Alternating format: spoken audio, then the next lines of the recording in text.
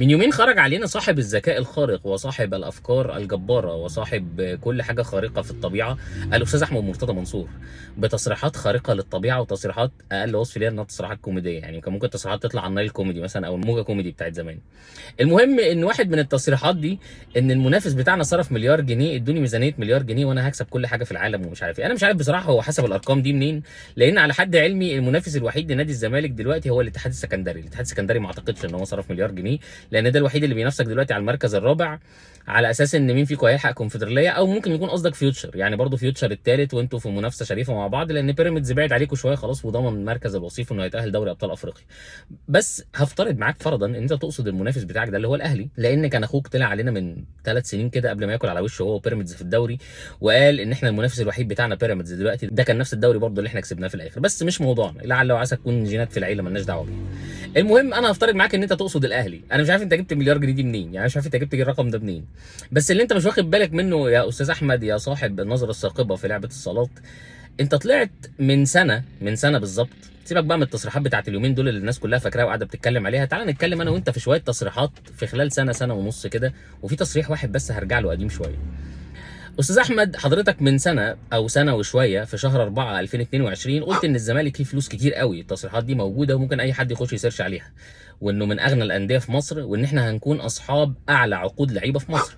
وقلت برضه ساعتها ان احنا عندنا اعلى 3 لعيبه في مصر، او كان عندنا اعلى 3 عقود لعيبه في افريقيا، اللي هم فرجاني ساسي وبن شرقي وطارق حامد. ده كلامك انت مش كلامي.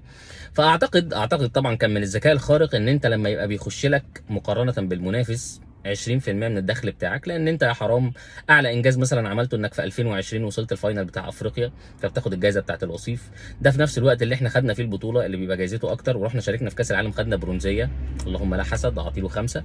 وبعدين السنه اللي بعدها كررنا نفس الموضوع بنفس الجوائز، اعطيله كمان 5. وبعدين السنه اللي بعدها طلعنا الوصيف، اعطيله 5. وبعدين السنه اللي بعدها الحمد لله بناخد بطوله افريقيا تاني ورايحين كاس العالم، فمش هينفع نديك خمسات، ممكن نجمعهم كل خمستين ونديك ال10 على طول. المهم يعني نديك ال10 كده، يعني 5 وخميسه في عين الحسود، دي 5 ودي خميسه.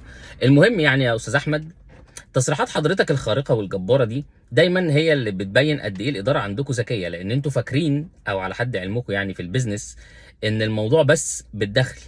ممكن مثلا 2 ساكنين في نفس العماره، الاتنين عندهم الشقه تمليك، الاتنين عندهم نفس العربيه، بس واحد بيخش له 10000 جنيه والتاني بيخش له 12000 جنيه. بس ممكن يبقى اللي معاه 10000 جنيه ده انجح وعارف يصرف على نفسه احسن، لان في حاجه اسمها ايراد او فلوس داخله لك، وفي حاجه اسمها صرف الفلوس اللي انت بتطلعها.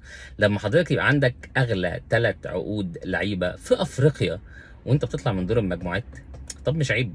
ده يعني الحمد لله انك بتوصل دور المجموعات. يا اخي ده انتوا في الكاس بعد ما ال3 لعيبه دول مشيوا كان هيطلعكم نادي اسمه بروكسي، واتلحقتوا بالحكام والحاجات دي.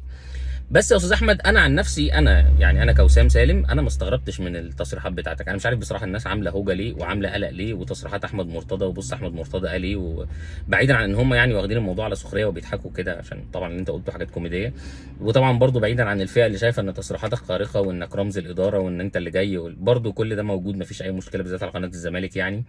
بس انا هسيبك بقى من كل التصريحات دي وارجع معاك لتصريح واحد بتاريخ 21/7/2020 على حسب ما انا عملت ب2 جنيه سيرش.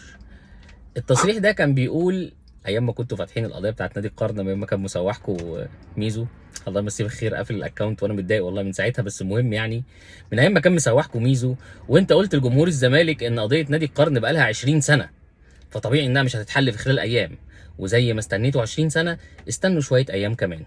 من ساعه ما انت قلت الموضوع ده لحد النهارده فات تقريبا 3 سنين، 365 في 3، احنا ما كملناش ال3 عشان احنا لسه في شهر 6، بنتكلم تقريبا في 1000 يوم.